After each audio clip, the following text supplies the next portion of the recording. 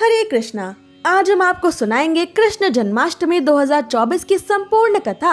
आपसे प्रार्थना है कि इस कथा को पूरा अवश्य सुने, क्योंकि अधूरी कथा सुनने से दोष लगता है। और कथा शुरू होने से पहले हमारे चैनल को सब्सक्राइब करके एक बार कमेंट्स में दिल से जय श्री कृष्णा जरूर लिखें।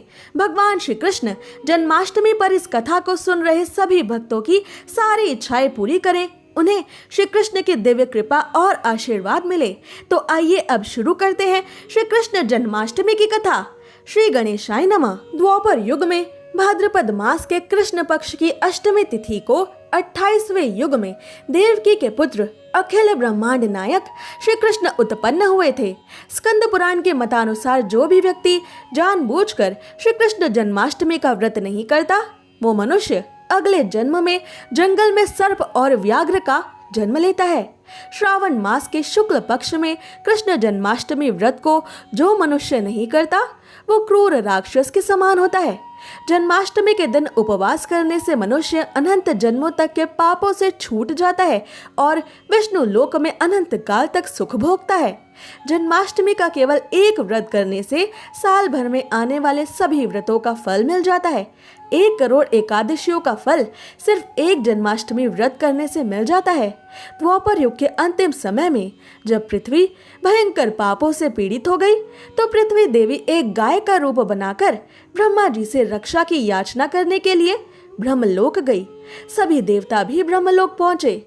तब ब्रह्मा जी ने पृथ्वी देवी की व्यथा सुनकर सभी देवताओं से कहा कि हमें श्री हरि नारायण के पास चलना चाहिए। तब सभी देवी देवता और गौ रूपी पृथ्वी देवी वैकुंठ में श्री हरि नारायण के पास पहुंचे और पृथ्वी देवी ने नारायण को धरती पर बढ़ चुके भयंकर पाप और त्राहिमाम की स्थिति का वर्णन किया कि कैसे संपूर्ण भूमंडल पाप और अत्याचारों से घिर गया है। पृथ्वी ने पाप और अत्याचारों के भार को इतना सह लिया है कि अब वो दबने लगी है। इसलिए प्रभु, आप कृपा करके इस संकट का निवारण कीजिए। तब पृथ्वी देवी के ये दुख सुनकर श्री हरि नारायण मधुर वाणी में बोले, मैं ब्रजमंडल में वसुदेव गोप की भार्या देवकी के गर्भ से उनकी 8वीं संतान के रूप में पृथ्वी पर प्रकट होऊंगा। इसलिए सभी देवी देवता अब पृथ्वी पर यादव कुल में जाकर मानव शरीर को धारण करें। इतना कहकर भगवान विष्णु अंतर ध्यान हो गए और सभी देवी देवता गोकुल, वृंदावन आदि ब्रज क्षेत्र में गोप गोपियों के रूप में जन्म लेने लगे। इसी ब्रजमंडल क्षेत्र का भाग था मथुरा। द्वापर युग में भोजवंशी राजा उग्रसेन मथुरा में राज्य करता था। उसके आतताई पुत्र कंस ने उससे राजगद्दी से उतार दिया और काल कोठरी में बंद कर दिया। इसके बाद कंस ने स्वयं को मथुरा का राजा घोषित कर दिया। कंस की एक बहन देवकी थी, जिनका विवाह वसुदेव नाम के एक यदुवंशी मुखिया से हुआ था। कंस को सत्ता का लालच था, पर राजा कंस अपनी बहन देवकी से बहुत प्रेम करता था। अपनी बहन देवकी और वसुदेव के विवाह में कंस स्वयं विदाई के समय अपनी बहन देवकी का रथ हाँक रहा था। तब रास्ते में एक आकाशवाणी हुई, हे कंस, जिस देवकी को तू बड़े प्रेम से ले जा रहा है, उसी में तेरा काल बसता है। इसी के गर्भ से उत्पन्न 8वां बालक तेरा वध करेगा। ये सुनते ही स्वार्थी कंस का अपनी बहन देवकी और वसुदेव के प्रति सारा प्रेम खत्म हो गया और वो वसुदेव का अंत करने के लिए उद्यत हुआ। तब देवकी ने अपने भाई कंस से विनय पूर्वक कहा, मुझसे जो संतान होगी उसे मैं तुम्हारे सामने ला दूंगी। बहनोई का नाश करने से आपको क्या लाभ है। तब कंस ने देवकी की बात मान ली और मथुरा वापस चला आया। उसने वसुदेव और देवकी को कारागृह में डाल दिया। कंस अब देवकी के 8वें बालक के जन्म लेने की प्रतीक्षा करने लगा। उसे शुरुआत में देवकी की पहली 7 संतानों से कोई समस्या नहीं थी, पर कंस के पापों का घड़ा भरना आवश्यक था। इसलिए देव मुनि नारद जी कंस की बुद्धि फेरने के लिए मथुरा आए। नारद जी ने एक कमल का पुष्प कंस को दिखाया, जिसमें 8 पंखुड़ियां थी। फिर उन्होंने कंस से पूछा कि महाराज, अब आप ही बताइए कि इस कमल के पुष्प की कौन सी पंखुड़ी पहली है और कौन सी पंखुड़ी 8वीं। नारद जी का ये इशारा पाते ही कंस समझ गया कि देवकी की कोई भी संतान उनकी 8वीं संतान हो सकती है। इसलिए कंस ने देवकी के सभी नवजात पुत्रों का विनाश करना शुरू कर दिया। ऐसे ही करते हुए कंस ने देवकी वसुदेव के प्रथम 6 बालकों को जन्म लेते ही विधाता के पास पहुंचा दिया। फिर माँ देवकी की 7वीं संतान के रूप में शेषनाग के अवतार बलराम जी प्रकट होने वाले थे। तब देवी योग माया ने अपनी शक्ति से देव की माँ के पेट से बलराम जी को वसुदेव जी की दूसरी पत्नी रोहिणी देवी के पेट में स्थापित कर दिया। फिर रोहिणी माँ ने बलराम जी को जन्म दिया। बलराम जी ने रोहिणी माता से ही जन्म लेने की ये लीला इसलिए की क्योंकि बलराम जी शेषनाग हैं और माता रोहिणी नागकुल से थी। उनका पिछला जन्म नाग माता कद्रू का था। ये इस बात का संकेत था कि पृथ्वी पर भगवान विष्णु के शेषनाग का अवतार हो चुका है। उधर मथुरा में कंस को लगा कि देवकी की 8वीं संतान जन्म लेने से पहले ही ईश्वर के पास पहुंच गई है, तो उसे थोड़ा संतोष हुआ। अब बारी आई माँ देवकी की 8वीं संतान के इस संसार में आने की। कंस ने कारागार में देवकी वसुदेव पर कड़े पहरे बैठा दिए। 8 द्वारों के पीछे कारावास में देवकी वसुदेव को डाल दिया गया। श्री कृष्ण एक दिव्य ऊर्जा के रूप में पहले वसुदेव जी के हृदय में आए और उनके हृदय से प्रभु श्री कृष्ण माता देवकी के हृदय में प्रवेश कर गए। वहीं से श्री कृष्ण को बाद में प्रकट होना था, क्योंकि भगवान कभी गर्भ से जन्म नहीं लेते, उनका जन्म दिव्य होता है। पर श्री कृष्ण की योग माया के कारण देव की माँ का पेट ऐसे ही बढ़ता रहा जैसे वो एक बालक की माता बनने वाली हो। इसलिए देव की वसुदेव और किसी को कोई शक नहीं हुआ। उसी समय गोकुल में नंद गोप की पत्नी यशोदा को भी वृद्धावस्था में बहुत तपस्या के बाद एक बालक होने वाला था।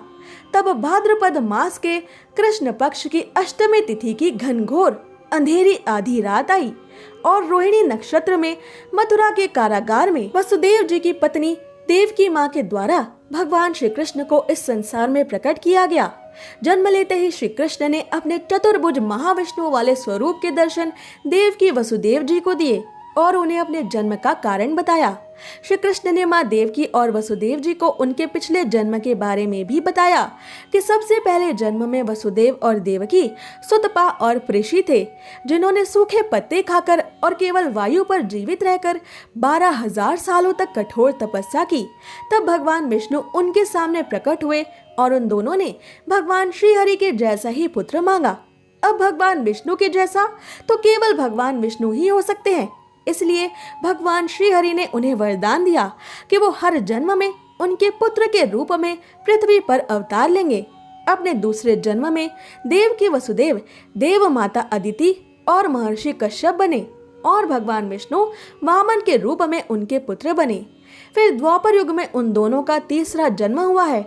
इस जन्म में वही अदिति देवकी हुई और कश्यप मुनि वसुदेव जी के रूप में प्रकट हुए और अपने वचन को सच करने के लिए भगवान विष्णु ने उनके 8वें पुत्र के रूप में प्रकट होकर अब अपना वचन निभाया है।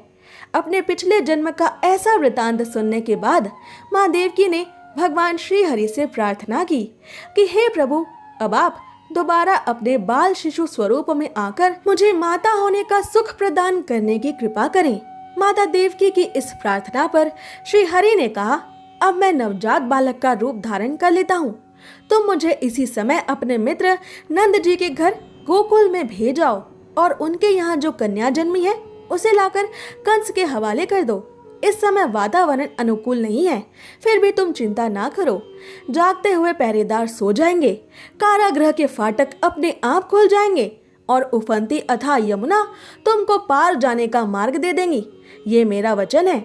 इसके बाद श्री हरि विष्णु ने तुरंत अपने शंख, चक्र, गदा, पद्म धारण किए हुए चतुर्भुज हरि रूप को छोड़कर एक सुंदर बालक के रूप में माता देवकी की गोद में आना सही समझा।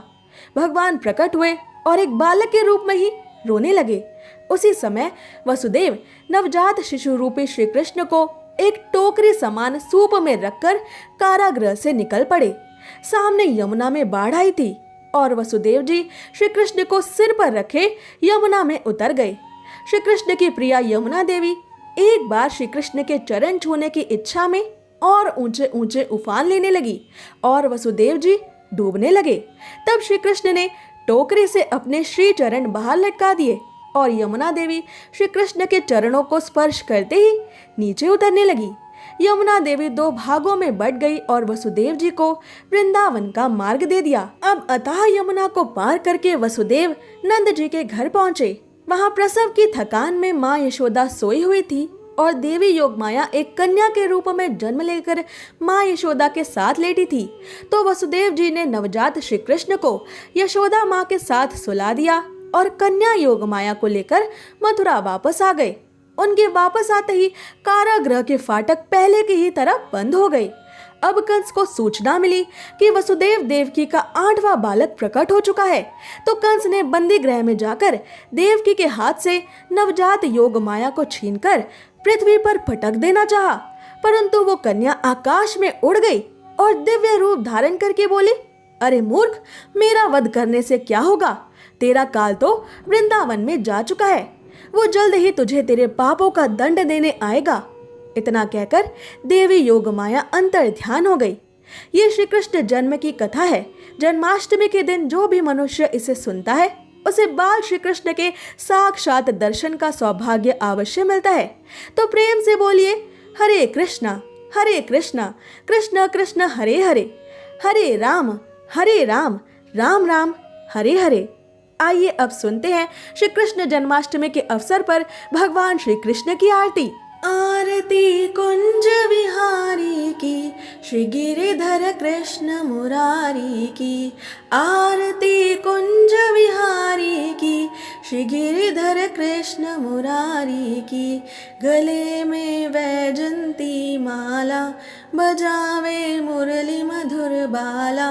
श्रवण में कुंडल झलकाला, नंद के आनंद नंद लाला।